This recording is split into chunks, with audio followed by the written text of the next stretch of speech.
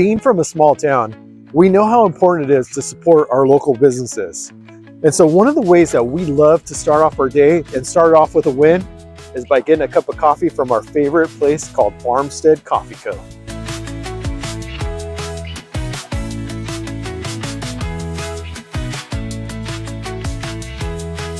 Welcome to another Win-Win Wednesday. Hey, I'm here with Kevin from Farmstead, and he is a local entrepreneur here in Chapel Hill. And so we're super excited to bring this win to you today. We're going to talk to Kevin about how he started his business. So Kevin, tell us a little bit about yourself. Yeah, so a little bit about me. We moved here from Michigan about 9 years ago, and we moved to College Grove. We rented a house there, and we were fortunate enough to get a house about 6 years ago here in town. And it just kind of snowballed to where we were furloughed with all that stuff that was happening in 2020. I was an HVAC instructor, heating and cooling up in Nashville, and they furloughed us, and it was probably the best thing that ever happened to me because I wasn't going to be able to do that job, driving an hour there and back. And so we started this coffee company. We thought, what better way to do something that nobody else has in town? And so we started it out, and it's been a blessing. This town has just wrapped its arms around us, and we couldn't be more grateful to be here. We couldn't say no to the people of Chapel Hill, so we couldn't leave them. And it's been just a blessing. It's been a great ride for these last 4 years. We started in 2021 in a trailer, and about 2 years ago we got this drive-through, and it's been a blessing ever since, man. When you own your own business, right, you have your ups and downs. And so let's just say, like, when you have your down, what picks you up? A lot of the motivation that I get is now that I have kids and I've got something to work for. It will push you to do things that you never thought were possible. There's been times when we first started this 2 years into it, when we were at our trailer at O'Reilly's, and we had it at Brooks, and we were in the parking lot. We were, with 4 or 5 customers every hour or so, and we're dipping into some savings, and we thought, I don't know if this is the best idea. There was a time where we could have been a project manager for an HVAC company that was asking us to do that,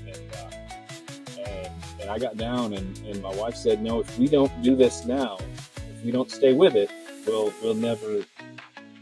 we'll always regret it. Yeah. And so I think one of the driving factors for me, the rock has been my wife, that when I wanted to quit, when I didn't think that it was possible, she was there to say, listen, we're going to see this through. Yeah. We're not going to quit, and it will get better because it's only temporary. What did they say, the 5 to 5, right? Yeah. If it doesn't affect you in 5 years, don't spend 5 minutes worrying about it. That's right. And so that's the biggest thing. That's cool. I like that. If you can't change it, you can't worry about it.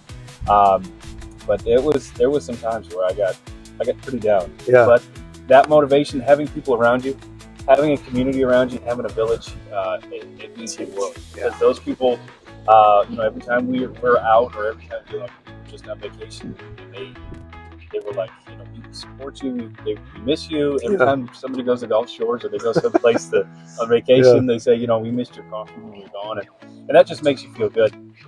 But that's kind of what picks me up is just knowing that there's a community out there that loves what we do, and we love them just as much, and it will get better.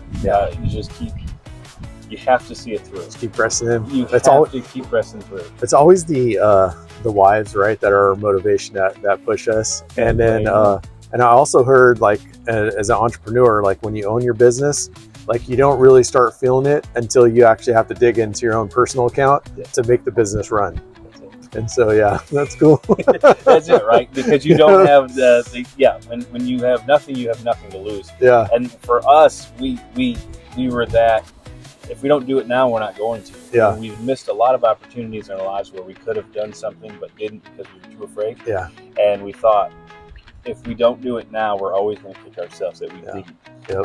And so that's what motivates you. Like you said, when you don't have that safety net to do something else, when you don't have that safety net of daddy's money or whatever that, we can just go back and do something else. Yeah. Like, no, you're burning the boats. You're it. You know what I mean? There is no going back. And that fear of failure and that that feeling of success is what really helps get you through. Because when you feel that like that overwhelming sense of I don't know what's going to happen tomorrow, and then you get through that, you go, well, we made it. We made it over that hump. It's a great it gives you that strength and that courage to know that you can do it. Because I never went to business school. I didn't do any of that stuff. You know, it was just some entrepreneur guy that thought, just go for it. We'll do a coffee shop. What's the worst going to happen?